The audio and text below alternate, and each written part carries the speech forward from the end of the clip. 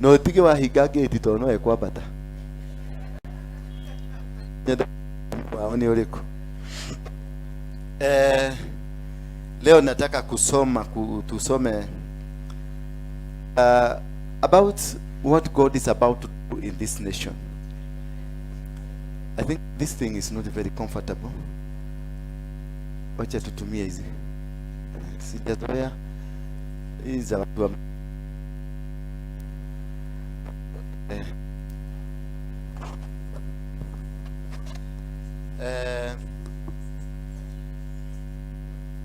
may God bless you. May God bless you always. I love you. Good. And ameongeza kitu kingine lakini simba. Nataka tusome kitabu cha Jeremiah. Jeremiah chapter 22. We are going to read just a few, but that is where I'm going to derive my teachings from. This is about what is happening in our country. Na ile kitu imekuwa ikifanyika. Niliwaambia hapa mwanzo.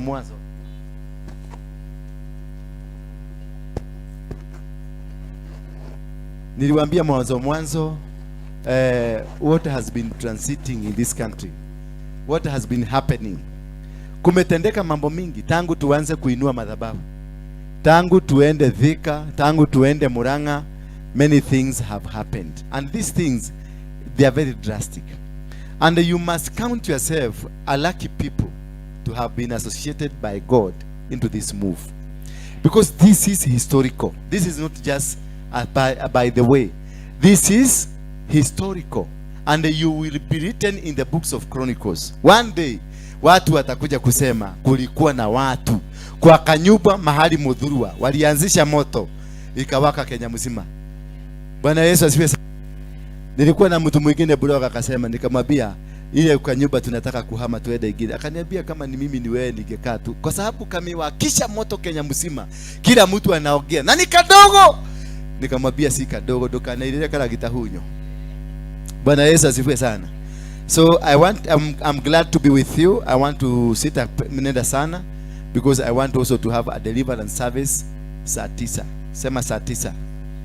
So we will not do the deliverance service, lakini karoho kakigia kale kakufanya deliverance, we will do it now. But what I will want us to do after the service, we have a rest, then we come back so that we can deal with it, because there are special deliverance teachings ambazo nafundishanga. So because you need to understand why are you being delivered. Kwa sababu ni heri usingekuwa delivered if you don't understand the reason for your deliverance. Deliverance is a process that you must understand 100%. Deliverance is something that you must know. Why are you being delivered? Sio kukibiria te mtuka modo akai aliyokiko kemo. No, it is not about one word. It is about your salvation. It's about you coming out kutoka kwa hii matatizo. It's about you breaking a bondage of over 100 years ago. Because some of us are facing challenges that are older than them. Bwana Yesu asifiwe sana. Hallelujah. I was reading the book, kitabu nimeisoma tena nikairudia tena because I wanted to understand the concept. What happened? And the Bible says in the book of Jeremiah 1 verse 4 that before you were born, this book you know, it's a book everybody know. Before you were born, I knew you. Before your father and your mother came together, I knew you. Nilikuwa nawajua. Bwana Yesu asifiwe sana.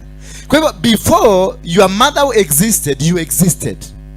Before your grandfather existed, you existed. Before your great-grandfather existed, you existed. Because that is what God is saying. That before you were born, I knew you. Before your mother and your father came together, I knew you. Before the father to your mother, the mother to your mother came together and then produced your mother. And this other side, the father to father and the mother to mother came together and produced your father. I knew you. Meaning in this world, we have spiritual children that are existing older than their age. Bwana Yesu asifiwe sana. Because if you were known before your great grandfather, how old are you? Hello. How could you be old? How old are you if you are known before the age of your father? And you existed, and that time you were ordained, and you were set apart and consecrated and anointed before your father brought you on earth. So I know you've never understood that. You never looked at that direction. Because today I want to teach you that there exists children who are spiritual. There exists people who are spiritual. There exists, and when we have people of God who are spiritual, they also have people of the devil who are also spiritual. Hallelujah. Kuna watu ambao wewe, if you are spiritual, if you describe yourself with the Jeremiah 1 verse 4, that before you were born, I knew you. Before you came into the womb of your father, and your father is now 80 years. Before your mother and your father were born, and your grandfather is 200 years old. Before your grandfather was born, and the grandfather, great-grandfather is 400 years old. So how old are you? So there are people that you see here, wako hapa ni mapepo ambayo they are 500 years old, yet you are only 30 years. There are people who have the authority. If they were ordained by God, they have heavenly authority of about 500 years old, yet they are just 40. They are at their 40. So dukaire mundu, dukaire mundu. Ukisikia mtu akikwambia kitu dukamuire, torodoe ni mukuru. How? Ukiona mama mseta kama huyu akitembea, uone amepigwa na idhaa. Hapana, si idhaa, ni the man that is inside him. That's what we call the strong man in you. Bwana Yesu asifiwe sana. The strong man that is in you will determine what you become. Because this strong man was ordained before your mother. This strong man was ordained before your father. This strong man was ordained before your grandfather. This man was ordained before your grandmother. So this man that is in you is much bigger, much stronger than you. That is why you see there is somebody here, kazi yake akishindwa anaingia kwa maandamano, because the strong man in him is about bloodshed. Bwana Yesu asifiwe sana. Kuna mtu atakuja anene maneno mpaka usikie dunia mzima inapasuka. Just by mentioning, kutaja tu, anasema kitu asikia dunia mzima inapasuka. There is this man called Martin Luther King. Akasema, I have a dream that one day Africans will rule this nation, that is America. I have a dream that there will be no separation of people. I have a dream that there will be no intimidations of the people. The dream to him did not come to pass, but the dream passed. Hallelujah. He never saw the dream. He never, because they killed him after saying the dream. They killed him. But they never killed the spirit that spoke about the dream. Hallelujah.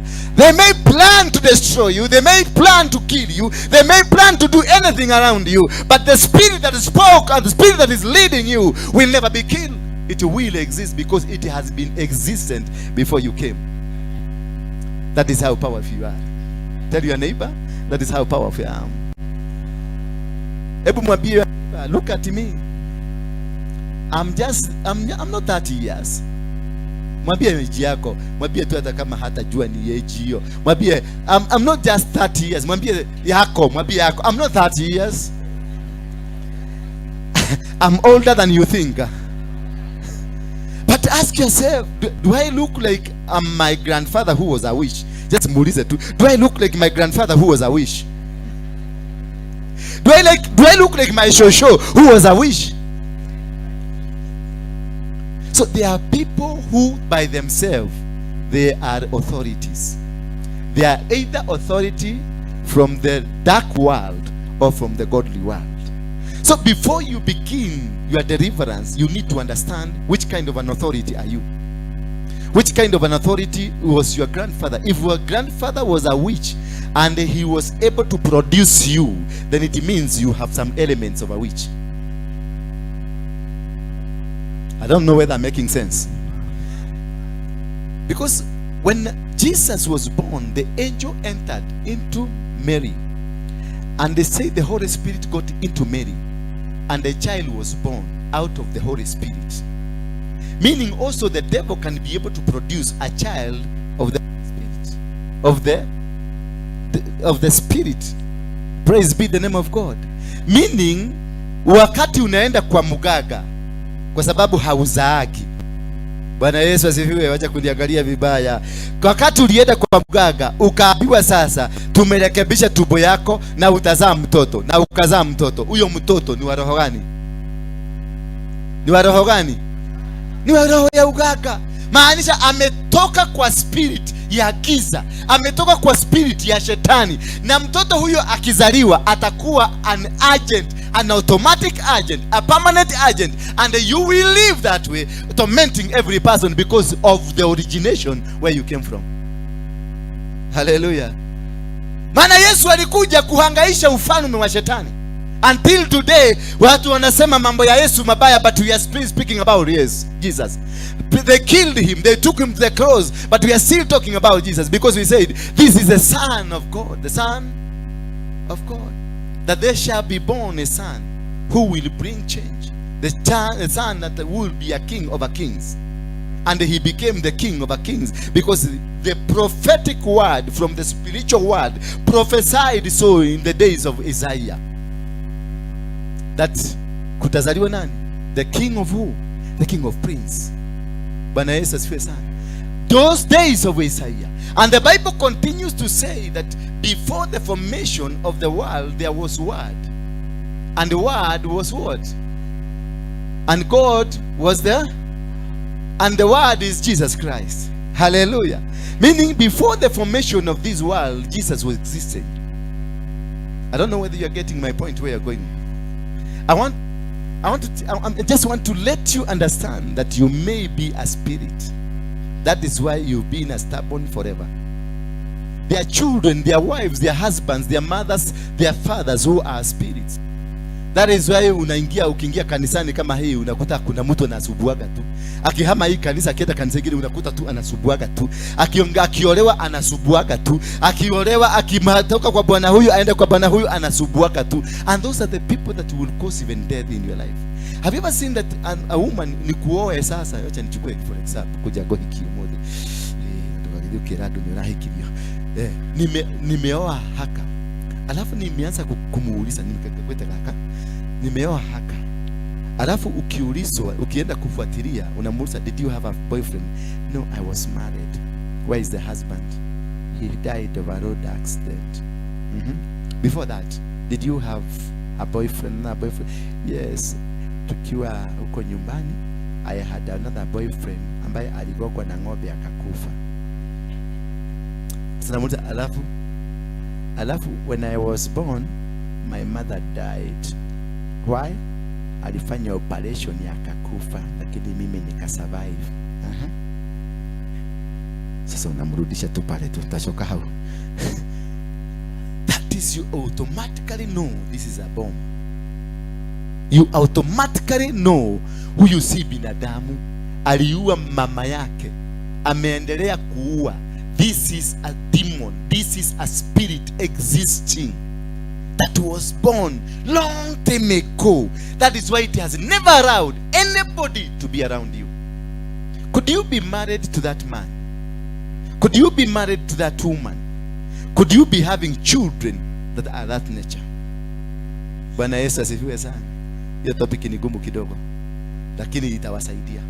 Because much of the problem nimeambiwa na Mungu umepitia hapo. That every time you touched a woman kulitokea accident wako ama ya mtu mwingine, na ukasikia mtu amekufa. You wanted to, mlikuwa mmeenda kufanya harusi kukatokea accident. Mama huyo wa harusi wote wakakufa, lakini wewe ndio ulisurvive. Meaning you are the spirit. And this spirit is meant to kill. That is why you have people who are stubborn in a nation, that they will never want peace in this nation. We have people that will always want to cause chaos in the kingdom of uko. Unasikia mtu anaitwa Kaini ambaye alisikia vibaya kwa ajili ya Abel na akamuua Abel. Then Kaini akaambiwa aje uko torodirurukaga. Do you know adirurukaga ko? Yeah? Do you know Kaini anazunguka, aliambiwa hata forever atazunguka. Do you know kule anazungukaga? And who gave birth to Cain?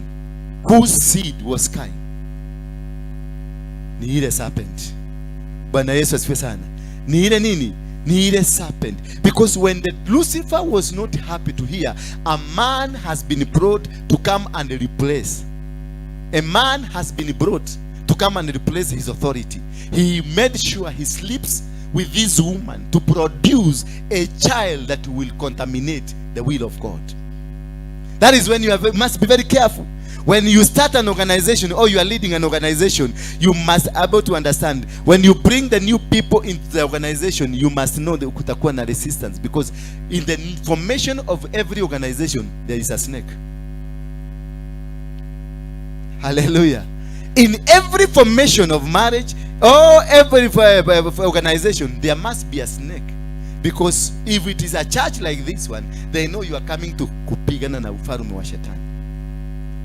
So what they know before you start, because they know you are born. And when you are born, you are consecrated and anointed and set apart. So what they will do, because they understand the protocols of heaven, they know this is our enemy. They will create a counter enemy to be countering every move you'll be going. Na ndio tunawaitanga the monitoring spirit in your life. There is that spirit that will follow you. Kwenu Keshagi, ukitoka Keshagi ina upgrade, ukikuja town ina upgrade na wewe. The problem ambayo ulikuwa ukiface kule nyumbani, ka problem kadogo, ukiingia hapa town kana kufuata, kanaanza kukua. Ukisoma kanasoma. Ukivaa suti mzuri kanavaa suti nzuri. Ukiingia ndege kanalipaka ndege kama wewe. Mnaenda kanachukua visa, ukichukua visa. Ukifika America unakuta the same problem imeanza, but in a developed nation. Inaongea Kisugu. And you find that this problem has been following you until you wonder, for how long am I going to face this challenge? Have you ever found yourself in that situation? That the people that you meet around you, unakutaka lazima kutokea disaster fulani ambayo itakuzuia. Unaanzisha biashara, the same ka biashara ulianzisha kule Geshagi, kakuuza mgoka na miraa. Ukikuja town unaanza kule kudauza botiki, lakini yule mtu mnashikana na yeye ni the same na yule mliuza mgoka na yeye. Benye wa mgoka alikufanya, unaona huyu tena ameanza kufanya hivyo.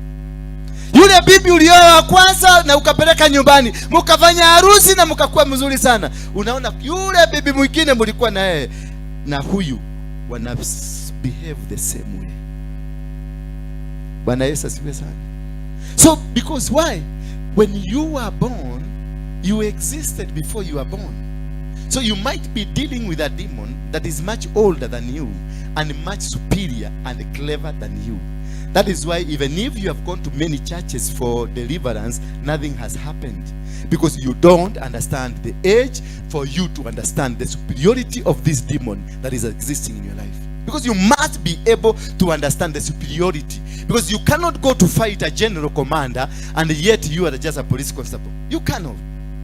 Hata kama umeokoka na wewe basi ni constable kule. You cannot. They will fight you. They will organize because they are clever. They are wiser. They have been existing for a long time. Wewe umekuja tu juzi. Wewe umeanza kurealize just the other day. Yet this thing has been monitoring you. They know you in and out. That is why you cannot get out. They know you are getting married tomorrow. They bring their own. Na ndio ilikuwa muhimu sana before you married it.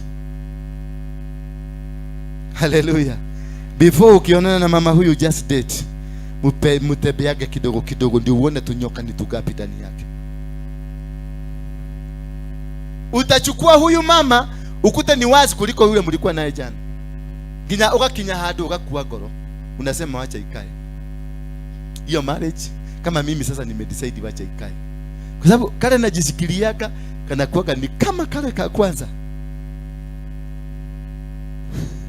Niliambia bishop wangu akaniambia dokia biotikane nao. Nikamuta yuko kikarogo ni tokuhoya ni aguka at the tight time, because they are fighting your destiny. All these kind of demon and spirits, they are meant to come and fight the destiny. If you have a high level destiny, a powerful destiny, you have a counter spirit that counters the destiny. They will not ask you question. They will not talk to you until you touch the line of the destiny. Mambo ingine yote ukifanya, maisha ingine ukikaa, ukitembea ukule vizuri, uende Dubai, uende America, as long as you are not touching where you are purposed, your life where God purposed it to be, until that day, wakati utaguza your destiny, when destiny connectors wataanza kuingia, that is the unaona hiyo msee sasa anatokelezea akiwa msee wa miaka 100, anakuuliza kijana, Bwana Yesu asifiwe sana. Kijana, uko na akili mzuri. I was watching sometimes back my friend Uhuru Kenyatta when he was in power and when he is not in power. You see two different people. Bwana Yesu asifiwe sana. And I asked some good friends of mine, why is the Uhuru now is sober? The current Uhuru is very sober. But the Uhuru that was in power was not sober. Did you ever ask yourself? Hata alikuwa anaita Ruto kijana. Huyo kijana akue kwanza. And yet they are age mate. Lakini aliita huyo kijana akue nini? Akue kwanza, tutampatia after 10 years. Who was that speaking? When Uhuru was inaugurated as the president of Kenya, he asked for the Bible ile yako hapa nayo, aliitisha ya baba yake, kisha akachukua the presidential standard ya baba yake. So which spirit entered him? It's a father. So Uhuru all along he aliokti akiwa 170 years old. I suspect his father could be 770 years. When he came out of power, Uhuru ameenda DRC, ameleta peace. Uhuru ameenda Ethiopia, ameleta peace. Lakini wakati alikuwa in power, alishindwa kushikanisha UDA na Jubilee.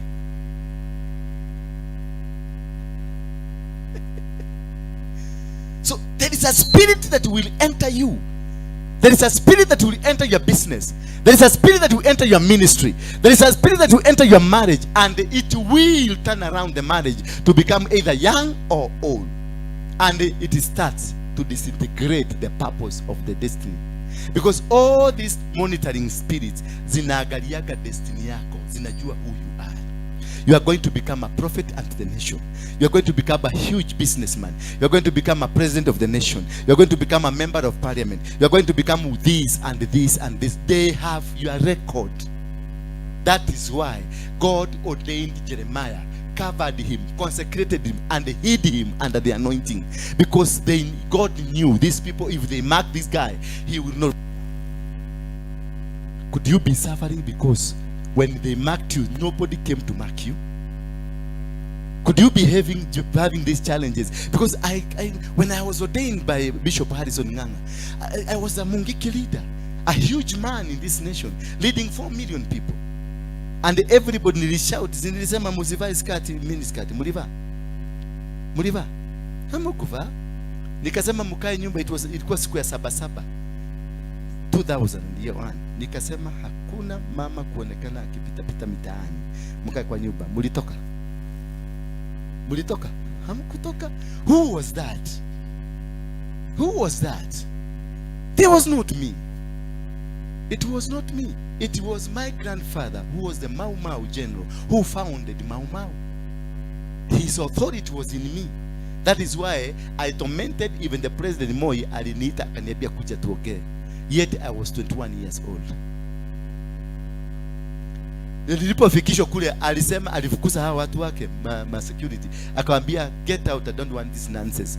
Wakamwambia, akauliza kwa nini? I asked you muniletee Waruinge, sikuitisha mtoto. Because for him he knew I'm an old man, was 60 years. But wakati nilipelekewa akasema afande, waliongea Kinandi. Akasema niliona amefanya hivi. Ghasia. Hii ndio imeangaiza. Na kwa nini ya Mungu alikuwa anataka kusema mbona Mungu pigia na huko? What is this brought me? Hii ndio imenisupua hivi hata silalaki. Vitu mimi wakati tulikaa naye chini nilimzungumzia akamwaga machozi. Alilia machozi. Niliokea na yeye. Na ile sauti na power nilikuwa naokea na yeye, nilitoka nje nikaanza kujiuliza huyo sio mimi. Hata wale tulikuwa nao wakasema ulitile kwa Romecho. Why? Because that man, that his spirit is in me, arose na akasimama. Kwa sababu ni mzee kuliko Moi, akaongelesha Moi. Bwana Yesu asifiwe sana. You get me? Yeye ndiye alikuwa anazungumza, lakini alikuwa anatumia mwili wangu. Hivyo ndivyo shetani anazaa mtoto ndani yako. Wakati unakuja unaekelewa mkono ama unaekelewa mguu na mganga, anakuweka, atakuenter a spirit ndani yako ambayo itazaa mtoto. The mtoto atakuwa spirit. Na hawa watoto wengi sana, those kind of wamezaliwa namna hiyo, they disappear in a manner you don't understand. Unakuta alikuwa bwana yako no tumenya kakole adile. Ni odile na akiura, he is untraceable. ni mwana wakwa no ni orire tugeretie kumucaria kona ciothe cia thi ndaigwikaga ni mutumia wakwa no ndimenyaga kuri athiri. Bwana Yesu asifiwe sana. Unajaribu kutafuta alietaje, alikuaje, because this was a spirit, na wakati ime expire kwa kazi yake inaetaka kwingine, unaikuta Australia in a different shape. Bwana Yesu asifiwe sana. Huyu msee nimenyangana shidwa mudu arari atia nurani tora nure ona kaudo ni kau. Yes, because I can see you in that. And that is why we have really struggled in life. Not that we are not rich. My friend there, we came from the same school. So ulikuwa unasomea Kerito? We came from the same school. We were in the same, ulikuwa mbele yetu manyuma. When we were 7, sisi tulikuwa wa 8. Ndio? We did 8 together with you. Yeah, because we are in the same class. Josephine ndiye alikuwa teacher wetu. Huko Nyamira, Kisii. Tumekutania hapa. Baba yao alikuwa is the richest man around. Huko ukienda uulize Umambia ni nani, utaambiwa Umambia ni nani. Lakini mtoto wake anahangaikia Nairobi sasa. Bwana Yesu asifiwe sana. Mimi wakati nilitoka nyumbani, my father was not rich. My father was not known, but I made my father to be known. You see now, his father never made the children to be known. But me, nimekuja in a different fashion, I've made my father. I don't know whether you are seeing the picture. So it depends what kind of a spirit that is operating in you. Until you get the right connection, if you are that kind of a spirit man, you get a wrong connection, ikikuwa tu plugged kule kwa spirit, it doesn't matter ni nani atakushika. The first person mwenye atakushika mkono atadetermine kule unaenda. Bwana Yesu asifiwe sana. Kama ni wewe ambao umezaliwa katika Jeremiah 1:4, you are spirit man. And that is why you find unapotesanga wanakuanga na hardship since the days they were born. Since wakiwa kwa tumbo ya mama yake, unakuta mama alikuwa anataka kutoa hiyo mimba. Mama alipatwa na ugonjwa ambayo ingesababisha huyo mtoto akufe. Lakini miraculously mama alizaa huyo mtoto. Mtoto alipozaliwa akasemekana amezaliwa miezi 8, miezi 7. Mtoto akawekwa kwa nursery. Ameendelea kukua. Lakini as venye ameendelea kukua bado amekuwa na matatizo. Measles ilipokuja ilimkamata. TB ilipokuja ilimkamata. Yani every disease ilimkamata. Hata sasa uko mkubwa, kukitokea COVID, wewe ndio ulikuwa kwanza kushikwa na COVID, na maneighbors wote hawakushikwa. Hata mzee yako kwa nyumba ulimkoholea lakini haikumshika. Because there is a tracking system ambayo inakutrack. And this tracking system imeambiwa never allow this person to become. When Moses was born, they knew a king has been born. And they declared that every child to be killed. But because this man was anointed and covered and consecrated, God akatengeneza njia zake venye huyu mtoto atachukwa na huyo muuaji. Bwana Yesu asifiwe sana. Because this boy was taken to the river, akawachwa kwa mto, akaanza kulia. Wale ambao wanafaa kuja kumchukua walipokaribia, mtoto akaanza kulia. The spirit spoke. Na yule mtoto msichana akafikiria, kwa sababu si ni mtoto wa mfalme huyo msichana, mbona hakuogea kwa nyumba? Akafikiria kaivigera beru week, akawacha bafu kwa nyumba, because the spirit has spoken. The spirit has spoken. Once akafika kwa mtoto hakuoga, because the Bible doesn't say ati walioga kwanza. Walisikia kama mtoto kakilia, na wakasema haka kama mtoto kanakaa ni kama kawale watu wa huko. Wakachukua kama mtoto, akachukua roho ya Mungu akamwambia enda ufiche. Bwana Yesu asifiwe sana. Because the boy Moses was monitored by God. Boy Moses was ordained, consecrated and anointed for the purposes of God. The same way, the boy devil, he is also driven to us. So what they do is to make sure that this boy Moses, they wanted to kill him. This boy Moses, they wanted to bring him down. But God has a way of protecting. God has a way of connecting. God has a way of putting these things together. And the boy Moses grew up in the same place. Until when now the spirit of boy Moses started working, akaanza kuwa na resistance. Ndio aliua mtu. na alipoua mtu, the spirit ile inakuanga kimfuata, ni hiyo aliua. So wakati alienda kuongea, wanaume wengine wakamuuliza, unatuambia nini wewe? Si unajua ulisika pale. Were they with him? They were not with him, but the spirit imekuja na imesema, si unajua ulisika pale. Wewe tutumie kana tuge. Musa alipojua amejulikana, he ran away and the destiny began. Hallelujah. And that was the beginning, because they will cause havoc on you, they will cause difficulty in you. The challenges that you are facing might be, it is the cause for you to get into your destiny.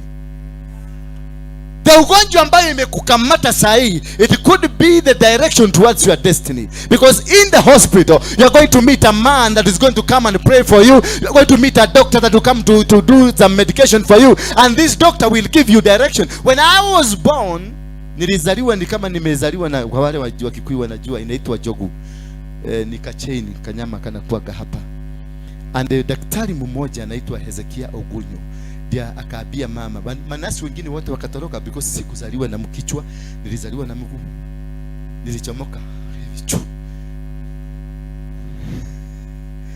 So the whole hospital, Kaplong hospital, wakakuwa na, this is not ordinary. So for them, some people there wakasema this is an omen. Ukienda kwa Waluya uzae tuwili, tunauliwa kwa sababu tunaleta mkosi, si ndio? Kwa Waluya tunaleta mkosi. Sasa mimi kuna wale wali describe wakasema huyu ni mtu wa mkosi. Hallelujah. So when I was born, only one doctor understood me. Anaitwa Hezekia Ogunyo, the main doctor who was also a father. Na akaambia mama yangu ya kwamba chunga huyu mtoto ako na nyota. Sasa hii nayo akauliza, hii nayo hii kacheni kako hapa ni kanini? Akamwambia hapana, uliza watu wa kwenu, hii ni vitu za kwenu. Sasa mama yangu akafikiria ni mganga, akafikiria ni nini, wakaita mzee wa Kikuyu. Akakuja akasema huyu uli eno dhamaki leini wake. Bwana Yesu asifiwe sana. So Hezekia Agunyo akaambia mama yangu, the other name ya Kikuyu sijui ni gani utampatia, but let me give him a name. And he gave me the name Hezekiah. He told my mom, this is a king and also a prophet, but take care of him. Take care of what? Of him. That very night I was stolen. Niliibiwa. That very night niliibiwa, nilishikiwa border ya Kiligoris. That very night, after that word was pronounced, nilikamatiwa border nikiwa kama mtoto. So they wanted to kill this man because this is not an ordinary man. And that is what has been happening to your life, because you have tried everything in your life. When my mother tried with me, kitu ya kwanza niliporudishwa nyumbani, nilipatiwa my elder sister, my elder sister, step sister. Nilimonyoka tu kutoka kwa mkono, nikaanguka ndani ya maziwa moto hapa. Hii nyama yote si nyama yangu. You see, the nurses wanted me killed because ya hiyo kitu, wakasema mimi ni jini. Immediately the interpretation came, I was stolen. And after I was stolen, immediately I was brought back home. Niliagushwa ndani ya maziwa moto. That is how they kept monitoring me. That is how they kept trying to bring me down. That is how they kept trying to kill that person in me. But fortunately, this father, wakati alirealize, he took me to the altar and consecrated me and anointed. Na akaambia mama yangu, huyu mtoto usiwahi kumtoa kwa madhabahu ya Mungu, ataenda na atamalizwa. Bwana Yesu asifiwe sana. And after that, my struggle started. Nikiwa shule, I was just weird, very weird. Ulisa yule atakwambia, I was very weird person. I walked and did many things. Nilikuwa na shakaza nikiwa class 5, nilishakaza walimu wote dunia mzima wa hiyo area yote. They came at kuangalia ni mtoto gani, ni who did this, because they could not connect me with what I did, because I was funny. That is why you are funny in your life. That is why they always look at you wanaona they don't understand you. They don't understand what kind of a character you are. That is why they hate you. They don't hate you because you are hateable. It is because they fail to understand who you are. They did not know what you are doing. Venye unafanyanga maneno inafanyika, venye naenda upande huu, venye naenda upande huu, na kitu inasimama, na hukutumia nguvu, na hukutumia maarifa, na hujasoma, na hauko sawa. Wakisema kulingana na klasi yao hauko sawa, lakini umefanya. Unaendesha gari out of the clan, ambayo clan mzima hata baisikeli hawana, wanakuita devil worshipper. It is not that we are a devil worshipper, it's because they have failed to understand you. Bwana Yesu asifiwe sana. When they fail to understand you, they will label you, because the monitoring spirit on the other side, they keep track of your record. They monitor and they write every record. Na ndio nasema katika kitabu cha Genesis, Jeremiah 22, inasema 22 verse 29, inasema ya kwamba, "Oh land, land, land, hear the word of the Lord. Thus says the Lord, write this man down as childless." So in this, the land was given an authority. Write this man down as childless. So the land was given a position that the land will keep monitoring you. Wherever you will go, the land will refuse with whatever you want from it, because it has been written. And the word land was written. Si uweke kwa masikio, si uweke kwa akili, hapana. Andika ndio usisahau. Andika ndio usikuje kusema nilisahau kuandika. Hapana. The land was commissioned. This is Jeremiah. And Jeremiah anamwambia land. He's not talking to anybody. He's talking to the land and telling land, write this man down as child. What is being childless? Being childless, that there's nothing that will come out of you. Any business you start do not come out of you. Any family you start is not mature. Anything you touch on will never produce, because you are childless. You don't produce. That is a flat language that was given to Jeremiah to speak the soil. The flat language. Write this man childless. Ate dagado koma agia kanyamu. Dakagia kanyamu, dakagia nyoba, dakagia mwana, dakagia. Yani mwadike. Now it is a command. Write this man down. Why? Because the land, the voice ambayo iliachiliwa became an automatic monitoring spirit to monitor the development of this man. Siku atapatiwa mchaka inakuja na ulizwa, "Mdoshi mama na ile nike." Atene ko liganiro ketogere ndio kati ya kuchukuliwa ndio unakuta mashida inakuvamia. Unapelekwa jela for no reason. Unakuja una dada yako anakuja na kuwekelea, anasema uligusa mtoto yake huko. Na inakuwa ni hivyo, na unaenda na unakuta magistrate mwenda wa simu na anakufuga 38 years. Kwa sababu ni ile mchaga imeulizwa, "Mdoshi ahetokea." Ni nani alisema huyo mtu apatiwe na imeandikwa? Ni nani alisema ubarikiwe na kulisemekana hautabarikiwa? Ni nani alisema upatiwe hizo mamali, upatiwe shamba, upatiwe nyumba, and it is written, you are not going to get it? Write this man as childless. Hear the word of the Lord. It is coming from heaven. So even the heaven can shut your doors depending on who you are. Konaya was a notorious person. Konaya was a hopeless, useless. Mtu alifanya maovu ya kila aina.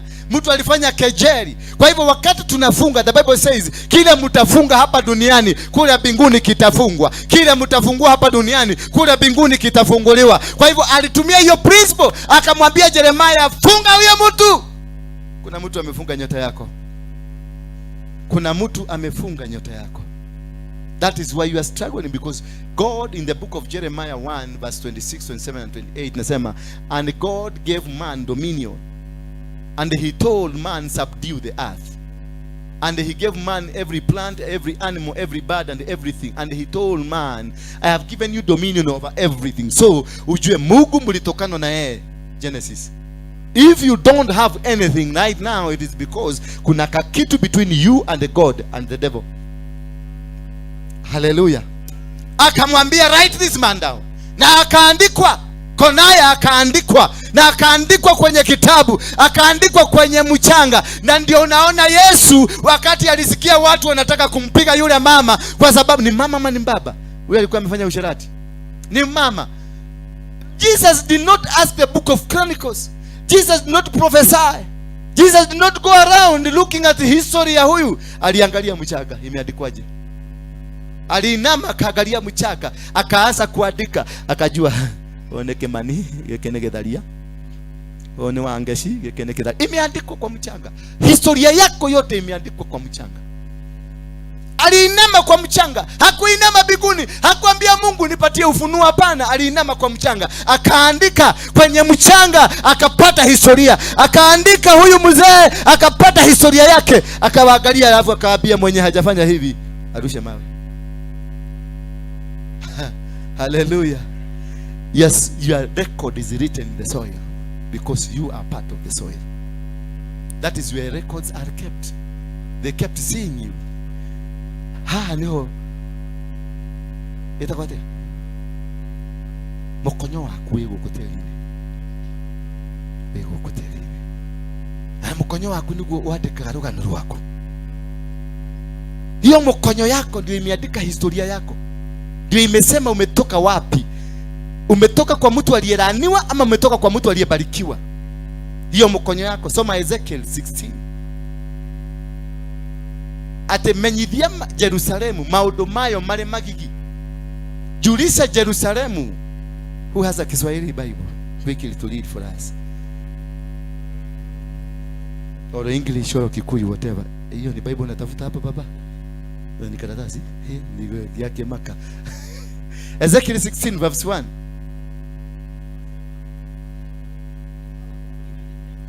Neno la Bwana likanijia kusema, mwanadamu, ijulishe Jerusalemu. Sasa andika, wewe unaitwa nani? Jo? Ano? Siweke kama mtu amekula. Sema Andrew Boro. Yes. Sema mjulishe Andrew Boro ukuhusu mwenendo wake ulio na machukizo. Tuendelee.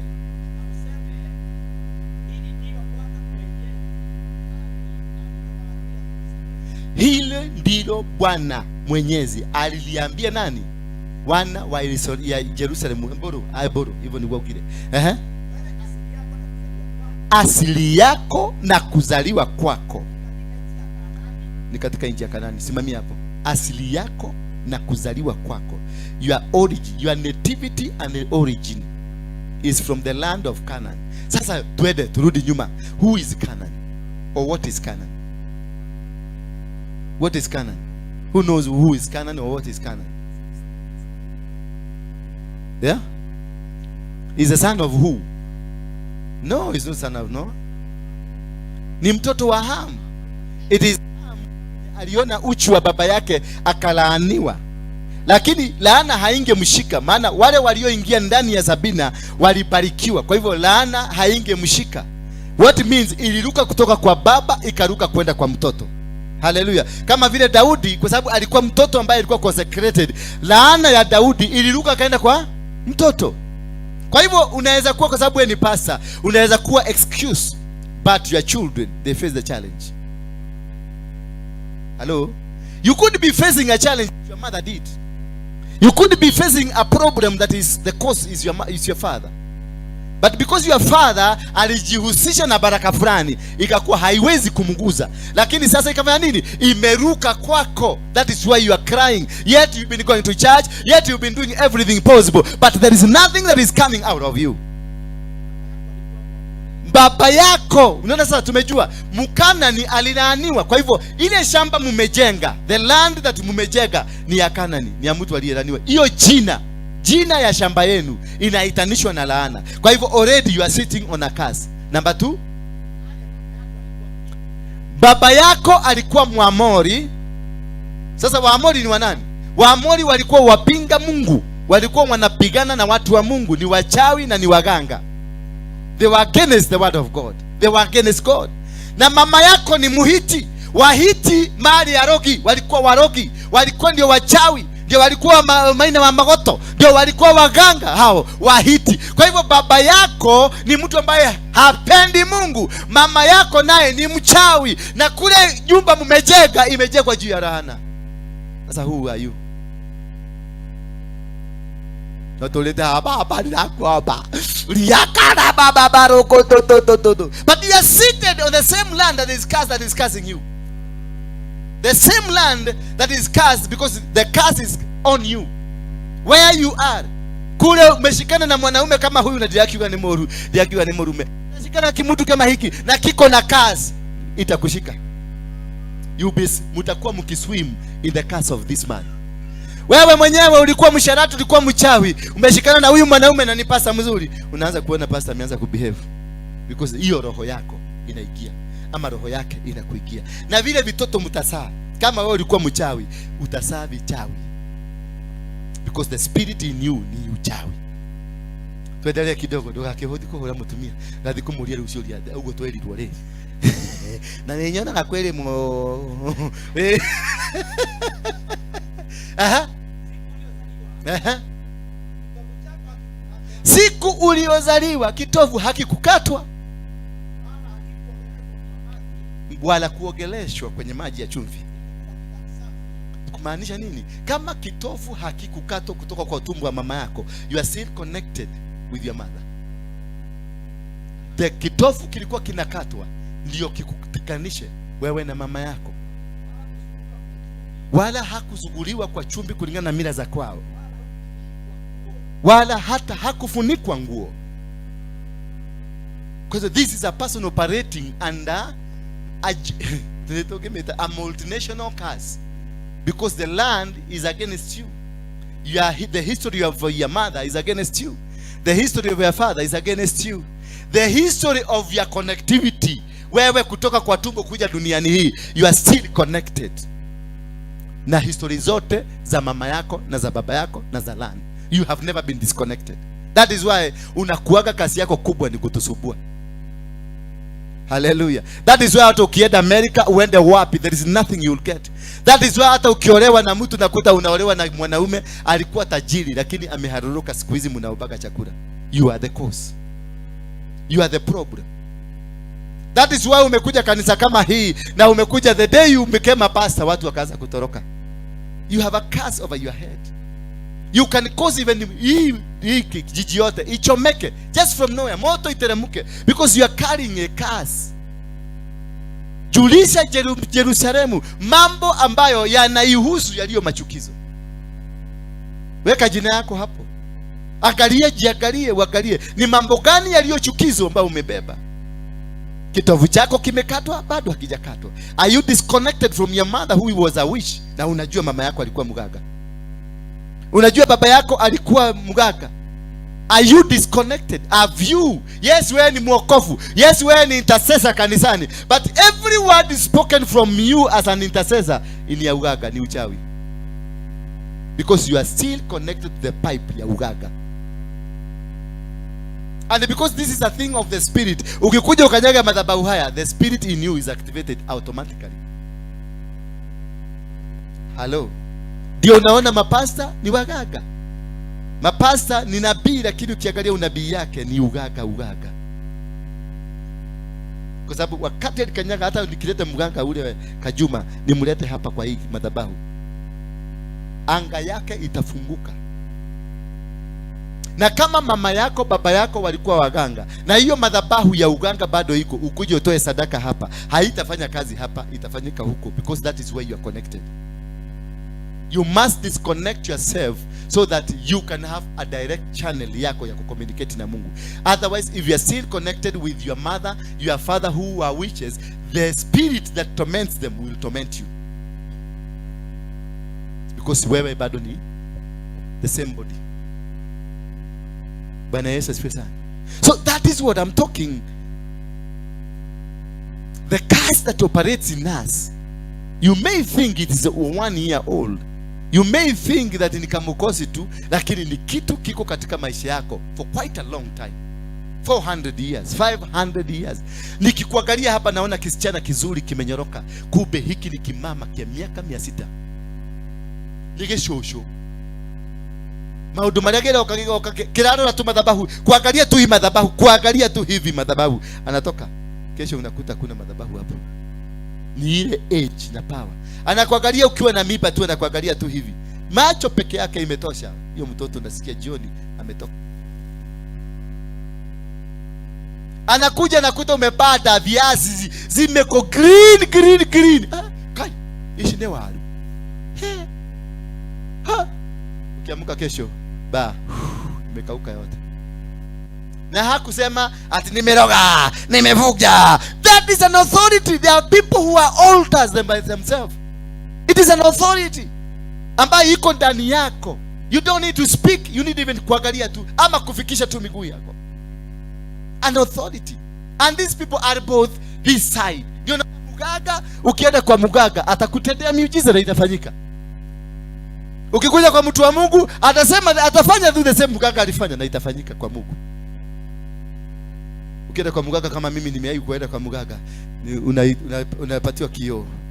Unaangalia hapa. Ni huyu? Ni huyo. No ago ito. No togiete huyo. Sasa unajiuliza angekuwa amepitiaje kwa hewa mpaka kaingia kwa kioo? Because this man is an authority. Kupigana na waganga ama kupigana na watu wa Mungu, it is in vain if you don't have an equal authority. Kama kwenu kuna mganga, gukaenu alikuwa usiende kusema pepo toka. Utatolewa wewe mwenyewe. Na hiyo wokovu yako na Biblia zako watakuzika. Wao na watakuja kurusha mawe na utasikia telio joga teli. Mohu joga mohu, turamwedete, kayaramweda mono. Hapana, kuna Mungu kupenda mtu sana. Bwana Yesu asifiwe sana. So you must be able to understand and reevaluate yourself. For this nation to become free, we must understand in this nation kuna altars ambazo zinazungumuza, altars za familia, the founding fathers of this nation.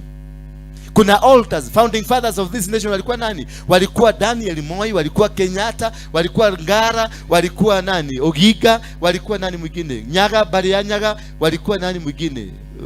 Nyeri kulikuwa nani? Mberu, huyu Angaine. Those are the founding father. Kuna madhabahu waliinua ya nchi hii. Na huko Ukambani kuna Ngei, Kisii kuna Mwao, Ujaruoni kuna Waluya walikuwa na na Mwanga na Mwanga wa Bori usi. Ule mfalme. Wanga. Na Bongo Wanga. Mumias. Unakuta tumutu tu ametoka kwa hiyo familia kama Chesa. Sio ni familia hiyo. Unakuta kana shine tu akajasoma lakini kamekuwa assistant minister akajasoma. Kwa sababu the authority ile ya wale huko ile madhabahu ikiinulia tu kinafanya kitu. Jiulize ni authority gani inazungumza kwa maisha yako?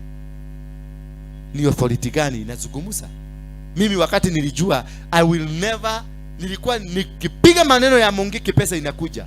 Nikiikia kama sasa wakati huo nimetoka Mungiki lakini nikirudi tu kwa Mungiki kidogo nifanye kitu kidogo nitoe statement kidogo 10 million zinaingia within 2 days.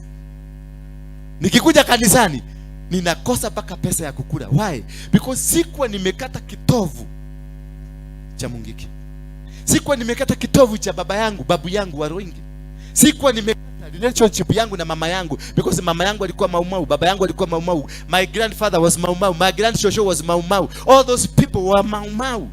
Until nimekujana na bishop wangu nikamwelezea historia yangu akaniambia sasa lazima tukata nini? Kitovu ndio ukue wewe. So most of you are acting yaguka.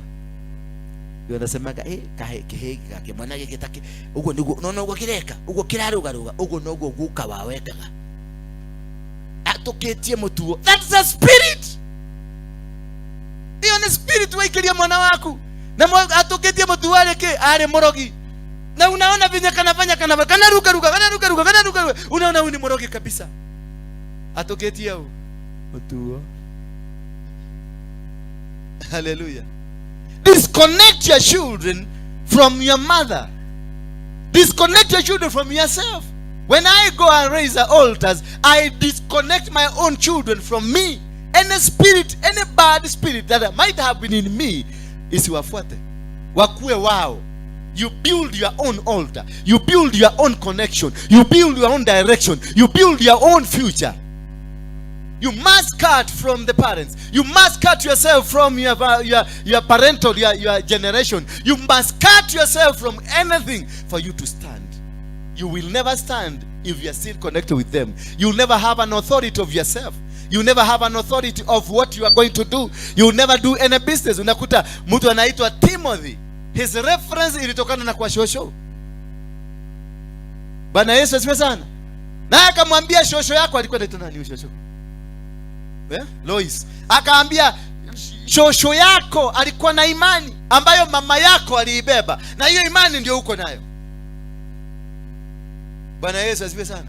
Timothy alikulia matunda ya shosho, imani ambayo shosho alikuwa nayo. Sio kama mnanielewa? So until you are able to disconnect yourself, kule ulienda ukachukua uganga, kule ulienda ukafanya vituko, ile usherati ulifanya, ile mamimba ulitoa, you are still connected na hizo crime, na hizo vitu ambazo ulifanya. You are not free, and you will never be free, because wakati ulitoa kitoto, hiki kitoto kilikuwa kinajulikana. Kwa hivyo kilifanyika, ulikiua kikaenda kwa choo, lakini kiko hai, because it is the body that dies, not the spirit. Sasa kama kitoto kyako, kama kitoto kile kiliuliwa ni kikubwa kuliko wewe, ujue kwenu kuna mtu mkubwa kuliko in the spirit, na hawezi kubali mfaulu, hawezi. Kwa sababu swali anaulisaga ni mwameneileke. Hiyo ndio swali. Ndio nakutaka vitoto ulizaa vizuri, umepeleka shule mzuri, umelipa mashule school fees mzuri. Wakimaliza shule wanaanza kuvuta baki na madawa ya kulevya. Wengine ndio hawa wanageuka na huko nyuma. Unakosa, yani Mungu anakutaimia mpaka when it is a point of no return. Vitoto vyako vyote vinafanyika sana huko nyuma. Na kidogo na huko nyuma mwanaume hatazaa, meaning umekatwa. Wewe kama baba umekatiwa hapo. No continuity. Ukihaoshia lale, afanye nini akakitua? Ameishia. The history of that father is shut. It's shut because of a history that happened 60 years ago. That is why you've tried every business and the business is not working. That is why you've tried every marriage and the marriage is not working. That is why you've tried to do anything until when I knew, wakati nilikuwa naenda crusade, tunafanya crusade kubwa, but nothing is happening. Watu wanakuja kuniangalia, kuniona modole wa mugeke niko hujera hujia, wanapiga makofi, wanacheka, wanaenda. Sikupata mshirika hata mmoja, lakini nilifanya kazi kubwa. Kumbe ni huyo guka. Sasa nikipeleka watu kwa Mungu, guka na kuja na niuliza wala ado itoko. Hallelujah. Guka na simama na niuliza ado itora amatwaraku nurako hire rutha rwa gutwara andu naku, because I'm still part and parcel of my guka. Mimi bado ni guka. Mpaka wakati nilionana na bishop wangu akaniambia this must be done. Disconnect yourself from your mother and your father. Number 2, disconnect yourself from your grandfather and your grandmother. Uende ukijitenganisha. Na nilipofaulu kufanya hivyo, because tuliinua madhabahu, na kufuja hizo vitu zote ni kuinua madhabahu. Na kuinua madhabahu sio kukuja kutoa ka 50 hapa. Ni uende kwanza uangalie historia ya kwenu ndio ujue. Na Mungu apia Mungu nisukumusie nitatoa nini hapa. Bwana Yesu asifiwe sana. When I did that, nikaenda kwa Harrison, nikafanya hivyo. Harrison alianza kunispush. Akaniambia fungua kanisa. Na beleni hakuwa ananipush. Na nilipofungua kanisa, nilingangana tu, tulikuwa tunapigana na yeye. Nikinganga kwa sababu sikuwa nataka. Ndio tukakuja nikafanya fellowship hapa Jericho mara 3-4, ndio tukakuja hapa. Tulikuja hapa tukiwa watu 7. Lakini bado nangangana, ni kuniforce, aliniforce mpaka nikamfungulia kanisa. Bwana Yesu asifiwe sana. Sikufungua kanisa ati ni mimi nataka, nilimfungulia na nikamwambia ndio hiko ile kanisa. Meaning ndio kahuji. I was just. Lakini kumbe the Spirit of God has started. When I disconnected from this line, the Spirit of God started pushing him to become my monitoring spirit, to monitor me and take care of me, to akanishikisha kwenye destiny. So there must, after you disconnect from the other side, there must be a connector that will be brought by God to connect you to where you belong. And once you are connected, things will start working, because you are in the right position, doing the right thing and doing the right move within the right timing of God. Because God is a God of timings and seasons. God will never act out of the season. God acts within the season. If you are within the season of God, things will work. But you, that same thing ukiifanya outside the season of God, you will struggle. Hallelujah. Umenishika hapo? The same thing uifanye in season, it will work. But the same thing you pick it out season, it will not work. Yet you are doing the will of God. You are within the will of God, but in outside the season and time of God. That is the most important thing that you must understand. The time and seasons are very important. Number 2, what is your connectivity? What is your nativity? Where are you connected? Who was your mother? Who was your father? Try to go and understand them. Kama hakuelezi, tafuta auntie yako and sister yake. Muhoji tu. Because they carry your destiny. Those people, they carry your destiny. They have their marriage. Your marriage imeshikwa na hawa. Bwana Yesu asifiwe sana. Me, I come to realize my grandfather carried my marriage. Because my grandfather alikuwa na wanawake 13. Na mimi nimekuwa nao chungu zima. Naona mtu siku nyingine akiriga ati nilimtokosa. Sasa naulika na mtokosa, na mimi nimesema nimekuwa na over 300 women in my life. Wale ambao nimekuwa nao nikataka kiti ya MCA niwaambie ukai moja kwa leo ili watanichagua. Because nilikuwa napigana na ile spirit ilikuwa ndani yangu ni yaguka. Hakukate hahate. Alikuwa ananitokosa. Nimewatokosa. Hata zamani sikuwa natokosa. Nilikuwa nakuja na bia wewe. Tudia. Kuna kutokosa. Twende. Ati hiyo nisikado naweza kunipiga. Nitakuletea wao wote. Najua ni marafiki yangu wote. Ni marafiki dia, all my friends. Oh my good friends. Siku mtanivamia watu nitawaita nikwambia lao okay utaidira mbona. Yeah. You see, I was battling a spirit that was in me. But it was not me. It was my grandfather. At the age of 17 nilikuwa na mtoto. At the age of 17 I had a baby. Who is a member of parliament in Tanzania now. Usinione hivi. Nileteeni kidogo niende Tanzania. Bwana Yesu asifiwe sana. At the age of 17. So was it me? It was not me. It was my grandfather. Now my grandfather at the age of 19 alikuwa na mtoto. Hallelujah. My grandfather ndio walianzisha Mau Mau. He was the founder of Mau Mau. I was the founder of Mungiki. We had an oath. Ile oath venye niliandika juzi hapo wamenitolea hizo document niko nazo kwa nyumba. Ile maneno aliandika ya oath. Those are the same words nilitengeneza. Na mzee huyo simjui na sikumuona. You see now? So you must be able to disconnect yourself for you to move to that next level. Jesus, for him to start the move, alipelekwa sinagogi, akafundishwa, kisha wakachinja nini? Dilahoi. Dilahoi. Dilahoge. Sita kwa dilahoge. Wakolino hapa, wakolino wangapi hapa? Pigeon. That is, they walichinja 3. Malikuwa ngapi? Yes. Walichinja, wakamutolea, wakamudisconnect na madhabahu ya kwao. Ndio ashike madhabahu mapya ya kwao okoa dunia hii.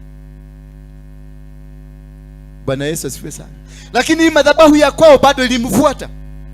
Maana huyu Yesu alitoka kwenye familia ya mtu anaitwa Juda. Na Juda historia yake ni usherati. That clan ni usherati mtupu kutoka kwa Juda, kutoka kwa the son, kupanda mpaka Daudi, mpaka Jesse. Wote you move 10 generations utapata it's all about immorality. Na ilimfuata Yesu, haikutabua Yesu. Ilimfuata. Kama mama kalijua Yesu anapita hapo, kakaenda kwa mto.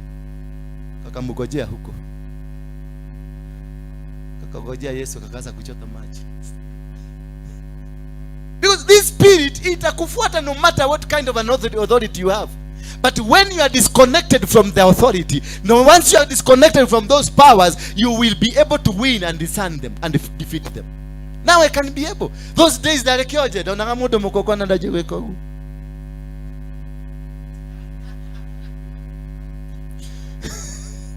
But darikioje geaka. Mwana ni yagoso. Yako ndara maitho moruwe nawe. Lakini ukikuja hivi na kuoniaga pale ukikuja nakwambia kuna kama makekini hapa kalitoa 36,000 kakapatia na nabii fulani ati akuja prophesy. Sasa unashindwa, wai stuke unyete. Twendane babe. Tuli hali tunje kahoa. Hadi kwa nabii yako. Okay, now professor. Kumbe ni ile spirit bado inaniadama. Bado inatafuta nyumbani irudi.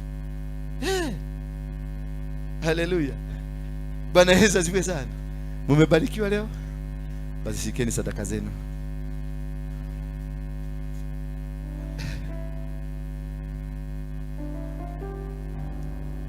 Shikeni sadaka. This is sadaka, sacrifice.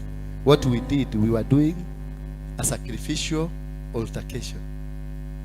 Kwa hivyo hiyo sadaka uibadilishe, usiite sadaka, uite sacrifice. Tunatoa kwa ajili ya maandamano, tunafuga maandamano. Ninataka kufundisha how to get back your authority in life. Wale watu ambao mko na challenges za life, wale mko na challenges, you are not giving birth, you are katika biashara zenu, you are not working from today. From what? Under the authority that God has given us today, it is going to pass. It is going to change. Your life will never be the same again. So tutaanza na hii laini hapa. Bapatiwe bahasha. Hey, hi. Bwana sifiwe sana. Ongelea kwa nato tinaigo. Ulipitia hapo? Sikuona ukiingia. Hiyo ndio CEO wetu.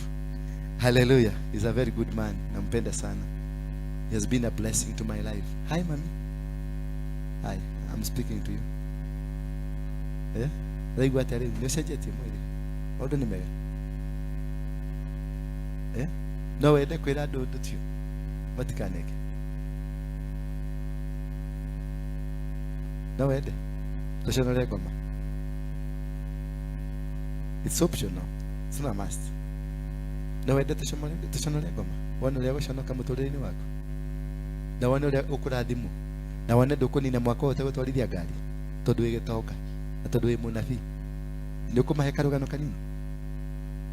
But abawethikiriria waigwa no kuhota waigwa kona igoro njire. Mose huyu anagusaga miti ni dawa. Ni muganga. Anatakaka haekagi pesa kwa wale wengine venye anaweka, muangalie umchuguse. Anawekaga kado na wengine kwa sababu hivyo ndio direction amepatiwa akuje hapa afanye hivyo. Lakini sasa tunakuaga macho. Binoculars zinafanya kazi. He's a very good man. Anavurutwa padio na sisi tunamvuruta padio mpaka atatoka. Hata kali alikuwa huko. Yes, kila mtu ashike bahasha yake weka kitu mzuri. Si nimewapatia maneno mzuri? Si kuuza, weka kitu mzuri tuvuje hii madhabahu. Hii ya Raila hata tusubua. Hapana. Hata tusubua, sema hata tusubua. Mtu ndio ako kwenye board. Alikuwa prime minister, akakuwa hii. Bado, why? Mtu ni guka. Paka anaenda kuitwa mara ya 5 guka. Gukarest. Ni guka rest. Gukarest. Bwana Yesu asifiwe sana. How is Australia? Yes, good. Besha neshikete shire di moine kana shie cash. When I'm not in Australia. Ne dollar kana neke? The American dollar. The Australian dollar. I've never seen that. I would have loved to see it. Hena kana yote mahali. Kana ba ile kana namba yako.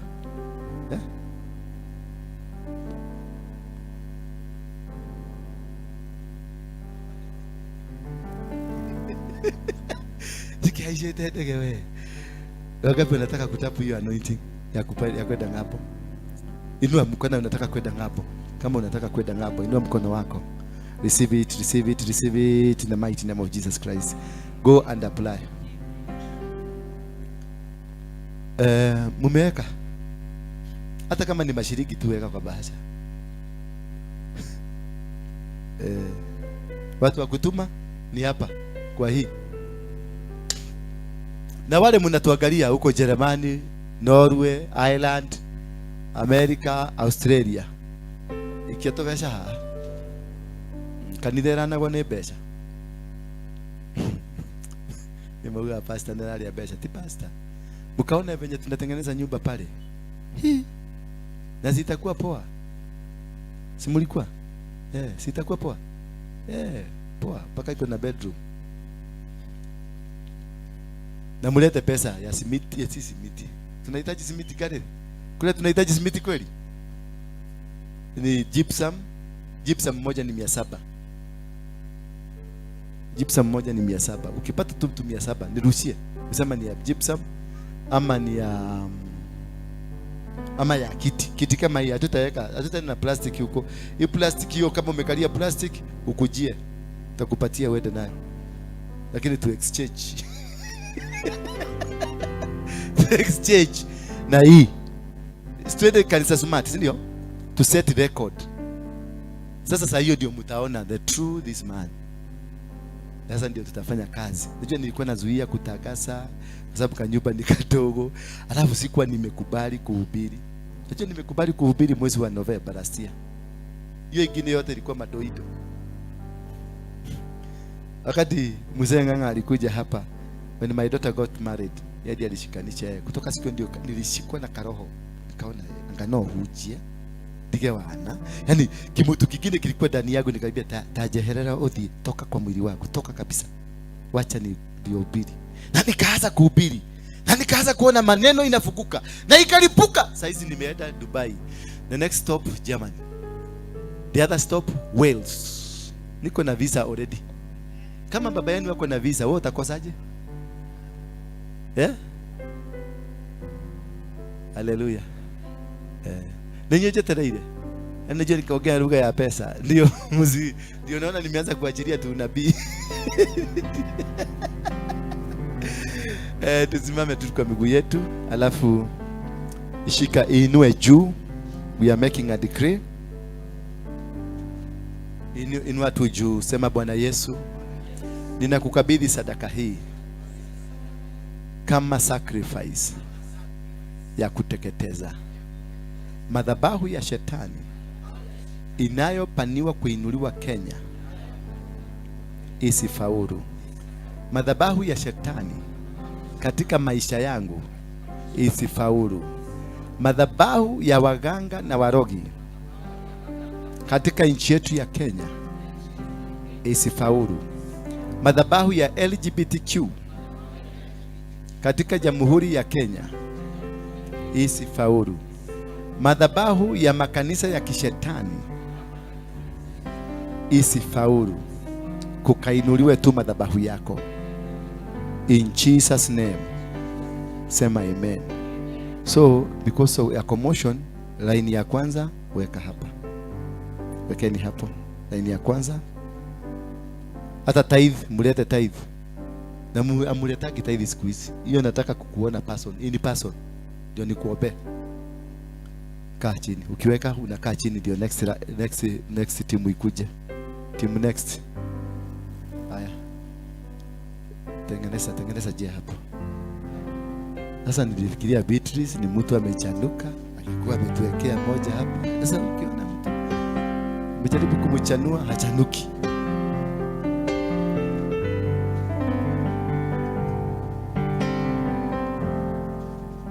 Mzee, umewaza sana. Umejiona.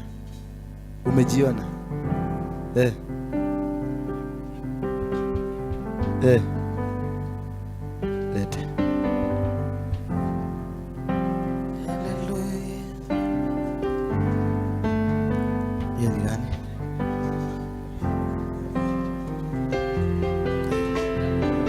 Akwa. Ngoja kidogo. Shika tu hivi. Kati. Next low. Tengenezeni kajia, tengenezeni. Hata tengeneza njia itengenezwe.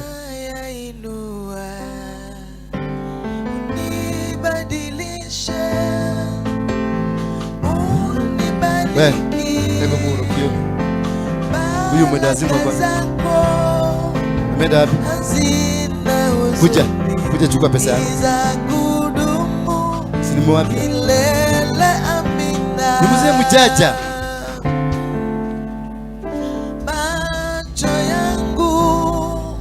Tengenezeni njia. Nyumba ni dogo lakini ni mara ya mwisho.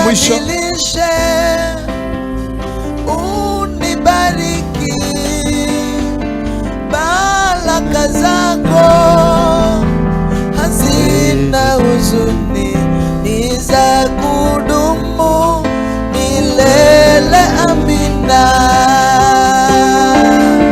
Baba, naomba ubarikiwa nawe, sitoki hapa usiponibariki. Baba, naomba ubarikiwa nawe, sitoki hapa. Baba, naomba kubarikiwa nawe, sitoki hapa usiponibariki. Baba, naomba kubarikiwa nawe, usiponibariki. Ukabadilisha Yakobo jina, ukamuita Israeli, maana yake ni kubarikiwa. Nami naomba kubarikiwa nawe. Baba, naomba Vita hivyo kubarikiwa nawe, sitoki. Wenda hivi usiponibariki. Baba, naomba kubarikiwa, sitoki hapa usiponibariki. Yesu nahoya Kola limonewe digiuma, otala limeta Yesu nahoya. Kola limonewe digiuma, otala limeta Derada torala magelaine mameya Jesu akejeta negwangada ya moyo kiugano kadalima katora kwehokete ikiuma otadalimete Yesoda oya kora limonewe dikiuma otada limete. Yesoda oya kora limonewe dikiuma otada limete. Gai todo enahinya netosha manetia naka ovyo kwa ovyo otore takufu basema nilienake neageshe jatia motore la wakwa Yesoda oya kora limonewe dikiuma otada limete dikiuma oya kora limonewe dikiuma otada limete. I want you just to get kama yule dada wetu yule lesbian. Yako wapi? The lesbian wewe mwenye former lesbian. Inua tu mkono wako juu, mpigeni masimama tu akupigie makofi. I love this girl. I love this girl. This girl nimempatia, nimemwajiri kazi kule. anafanya kama mwanaume, kumbe ni kazi alikuwa amekosa. She's working like a man. Anasukuma mashini kule mpaka anasikia oh yes. Thank you. Mpigieni makofi mazuri. Sasa unamwangalia vibaya na yako ikiwekelewa hapa, dunia itahama. This is also another good girlfriend of mine. Kairetu Nyedete. I love you. Thank you. Sika kuja thank you, I love you back. Sema I love you back. Sinaona tuna mash. Watu wakashesha, pigeni picha muone ya kusabasa wiki mzima. Watu wa sakramenti na maombi, piga picha, nimepata kamupia. Bwana asifiwe sana. This girl I met her in Thika. Aliniona kwa mtandao and she felt that the life she's in, she must stop. Is it true? What's your name? Unagia makohoreria microphone gedha. Kiume hudu kama ke. Hapa kuna kitu. Una kiono. No, nasema tu. Nasema tu. Wamoyo? My name is Zamoyo. You are Wamoyo from? From Thika. Shosho yangu anaishi Thika. Mama yangu anaishi town. Ilovi. Yes. Hapa Nairobi. Dandora. Phase 2. Unajua kule naishi? Najua tu ni phase 2. Last time kumuona ilikuwa lini? Last month. Anafanyanga kazi gani unajua? Hapana. Ujui. Sasa tuende kazi. Wewe unafanyanga kazi gani? Mimi ni wa mashamba. Wa mashamba. Nauza ploti. Maguta. Yes. Saidi ya Matu. Na hivyo ndivyo nimekuwa nikifanya since 2019. Yeah. Are you married? No. Why? Mungu hajaongea. Yeah. Lakini wewe ulikuwa ukiongea. Hiyo ka point ndio nataka tu kadogo tu, usiende sana. Hiyo ka point kadogo tu. Unajua wanaona moeta shoko igoro. Moeta na nisione mtu hapa na kasimu ati niko chukua takuchapa kofi. Sasa you have been in life of ya hapa kule na watu. Tupatie ka story kidogo. Kuna kitu nataka kuonyesha muelewe how it happens.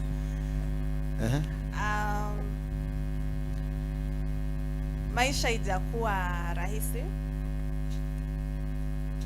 to a level. Nili try prostitution but yangu si ile ya si about si dhomut. Yangu ilikuwa a bit planned, well organized. Venye tulikuwa tunaenda sherehe and then una spot mtu ana kusponsor your bills alafu mnaenda na yeye. So hata mwenye mlikuwa mmeenda na yeye sherehe atajua mwenye mnaenda na yeye. At some point tukaona to advance to that business na tukaanza kutafuta nguvu za ku advance that business. Ukapanda gazi. Yes. My first encounter, nilienda Tanzania and nilienda kwa waganga Tanzania. Wapi? Dar es Salaam. Arusha. The first time. Na ilikuwa con. Ulikoniwa. Hata nikirudi sikuwa na simu. That guy, what he did, alikuwa na kanyumba tu kama tope, alafu chini ya kuku hata kuko na cement. Kulikuwa tu hivyo. So alikuwa na hiki kitu inaitwa vuvuzela. Yes. So unaona sasa nyumba kuna giza. So alikuwa ameiguzisha chini, anaongea. So when he talks kuna vibrate. Na wewe unajua ni mababu wanaongea.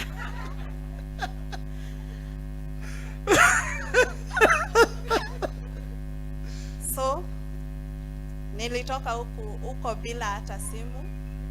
Mababu walichukua simu. Wangwana. Nikakuja. So venye niliona watu wenye tulikuwa tunasoma na wao wana advance, and then a friend of mine akaniambia I try again.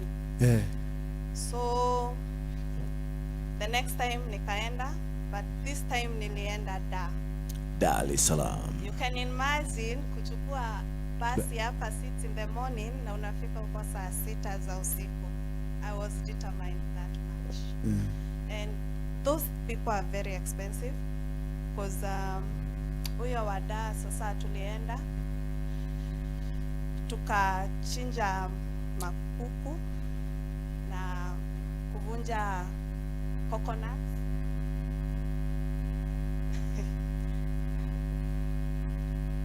Alafu unajua sasa the moment unaingianga huko unakuanga brainwashed, so anything anakwambia you do it. So tukamwachia pesa na si pesa kidogo, because I think for like 3 days tulitumia around 40,000 Kenya shillings. So unajua huko ni maelfu and millions. Na akatupea dawa ya kuja ukienda sherehe ulikuwa as in hiyo dawa inakufanya ukae kama as in anyone would spot you, but not anyone, ni money would spot you. So anyone will spot you but not anyone.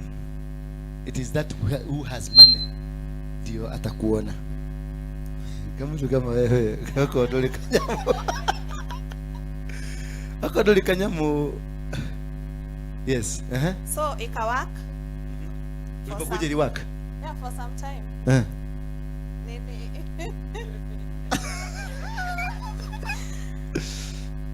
Hiyo inaitwa majini. Majini. Yeah. Unapeangwa, lakini hiyo inakuanga to a specific person. Assuming ni wewe nataka. Haya. Assuming. So nitake sasa.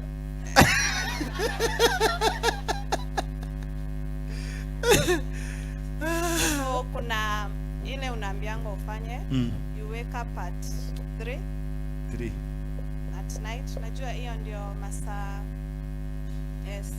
3 am ndio masaa yao. Masaa yao. Unaamka, unaweka kwa mkono, unasimama nje. Sasa nimeweka right. Nimeweka. Ni unga. Nimeweka sasa. Alafu unaniita. Sasa niite mimi. Sema maneno kuni mimi sasa. Jiita jina yangu Waruinge. Mimi Joyce na kuita. Unaita Waruinge. Kile kitu nitataka kwako. I want to be your manager. Before you take your breakfast, I want to take my breakfast. Before you take your lunch, I want to take my lunch. Before you sleep, you have to confirm that I've slept. Anything I want it in my pocket. Yes. And I send you to go and get him. Was it possible? Was it working? Yes. Ilifanya? Fine. Hebu nifanyie. Kiodide. Jekira box.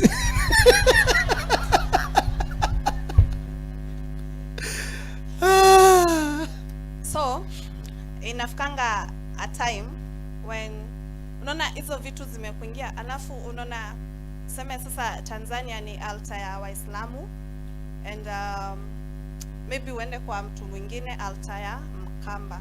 So unaona hizo vitu mbili haziwezi shikana.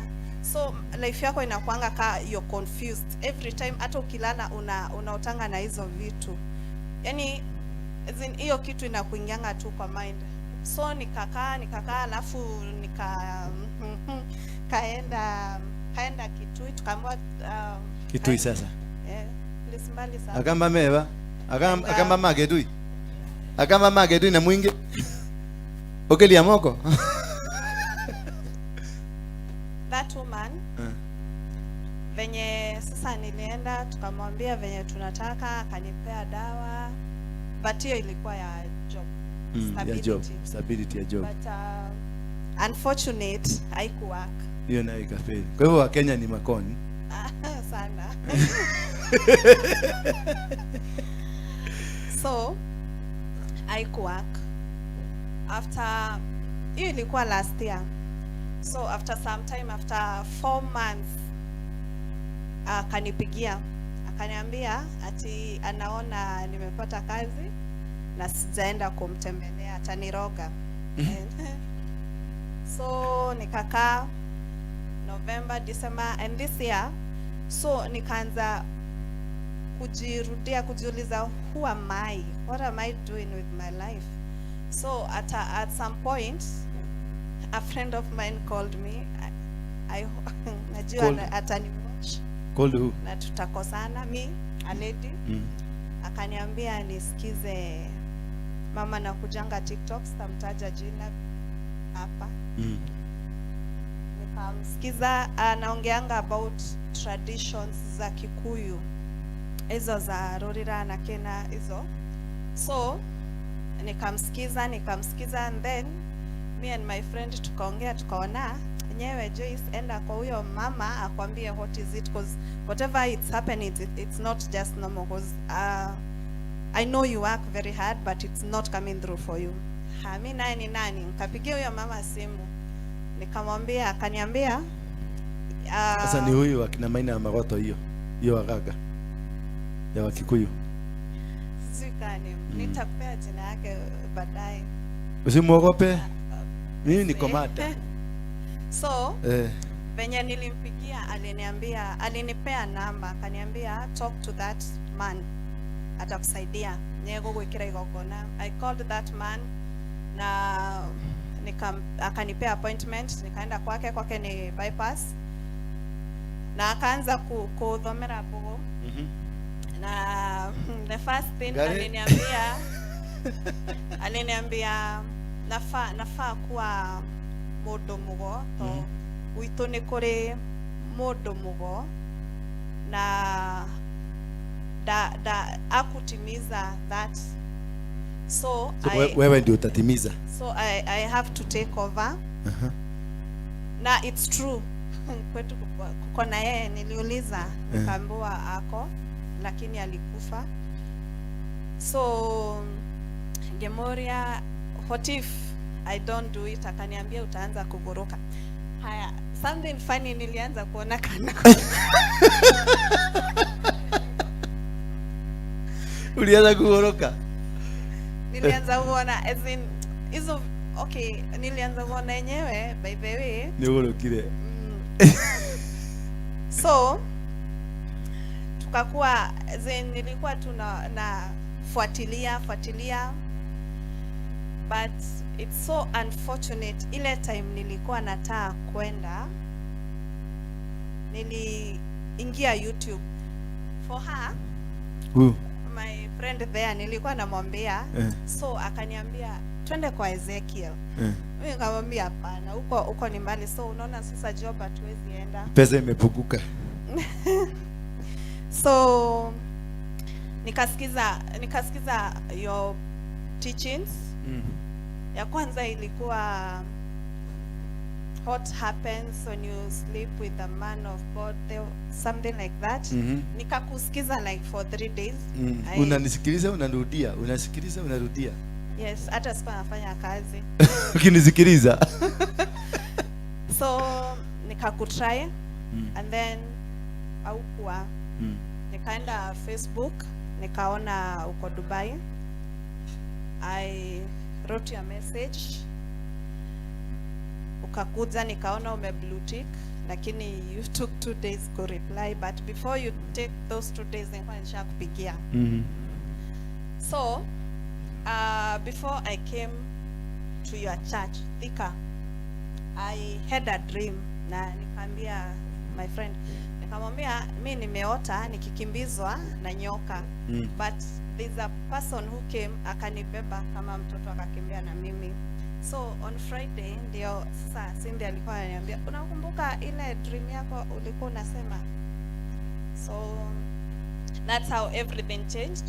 Saizi niko sawa, nalala sioni au sasa juzi ulishinda, ulikuwa unaniambia ulali. Nililala hiyo siku, hata nilichelewa na kazi. Pigia Yesu makofi. Wachia hapo kidogo. Simama tu hapo. Wewe mzee kuja. Huyo mzee. Sasa uconnect hii story na ya huyu mzee.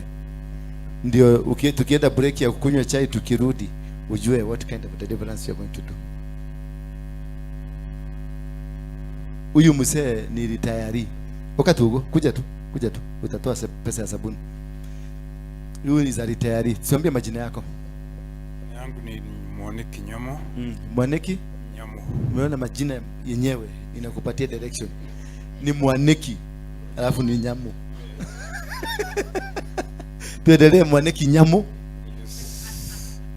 Mimi nilitaya na nikapewa pesa. Pesa ngapi? Kwa 2.1 million. 2.1 million. Yeah. Hiyo pesa yote imeisha. Hauna hata dururu? Sina hata. Iliendaje? Tulipatana na msichana kwa Facebook. Simjui. Umjui? Bila tu mtu anaweza kuambia muwe friends. Tukakuwa friends. Sasa kuanzia hapo. Nikuitisha tu. Anakuitisha tu. Na mimi natoa tu. Yaani alikuwa anakuitisha? Alikuwa ananiitisha na wewe unatoa. Akikuita 1,100? Natoa tu. 200? Nakimbia natoa tu. Na kimbia natoa tu na unamtumia. Na hujaimuona? Nimeshamuona mara 2. Kwa Facebook. Tumeshaonana naye mara 2. Sasa sikuwa namjua. Mara ya kwanza nikamwambia nataka kuona ni nani naongea. Ni kimutu kizuri. Nikidhaka. Hapo tu hivyo.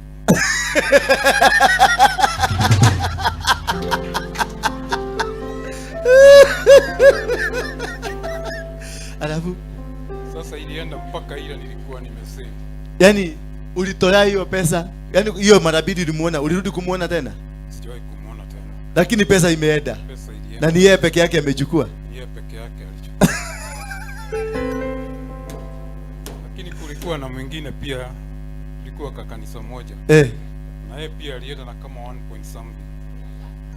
Bereni ama Bereni. Kabla hii tu. Na mwingine alienda na mani? Karibu 1 point. Okugekele. Zingine zinakuja lini? Hata mimi nikulezea. Umesikia? Wakati anashika pesa kunatokea msichana. Anakula mpaka zinaenda. Na hataki hata kujua msichana amebeba nini. Ni kutoa tu. 1,100. 200. Sasa umeona? Sasa sikia historia ya huyu. Na usikie historia ya huyu. Zinapelekana aje? Lakini sasa nasema ni korogo dogeto. Ti korogo, you have been monitored. There is a spirit that has continuously monitored you. Na wanajua ukienda kupata wanapiga ripoti huko. Mudoni yake ido. Ni mushigere. Hallelujah. Asante sana. Wapigie ni makofi. We must change. Thank you my daughter. Thank you. Kuja nikuhagi. Sina hata tuna mash. Thank you. God bless you.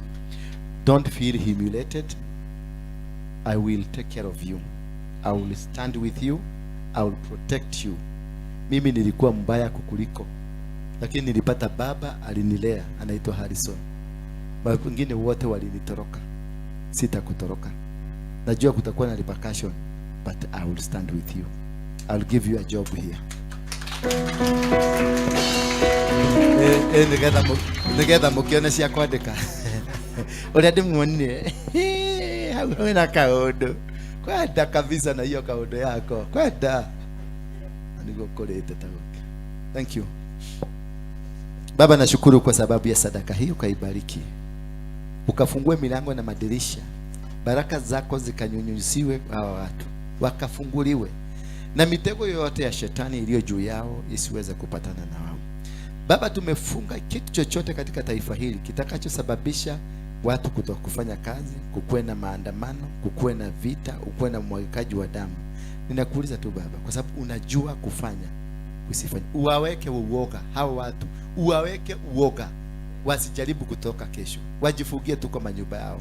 In Jesus name we pray. Leta hiyo ulikuwa nasema ya mchanga iko wapi? Nini ya mchanga? Leta mchanga. Yes, mchanga niekelea hapa. Okay, hii ni ya mchanga na hii mchanga. Okay, leta zote tu. Leta hiyo the. Nani mwingine ako na sacrifice ya mchanga? Nani mwingine? Mami uko hii anatariwa? Ndio alilia. Uko sawa sasa? Sasa maneno yameanza kuwa mzuri. Yeah. Wapo. Hai. Nina molini ndio alilia. Madhainiro. Najua huyo ni madhainiro yangu. Sawa. Acha ikae hapo. And now may the grace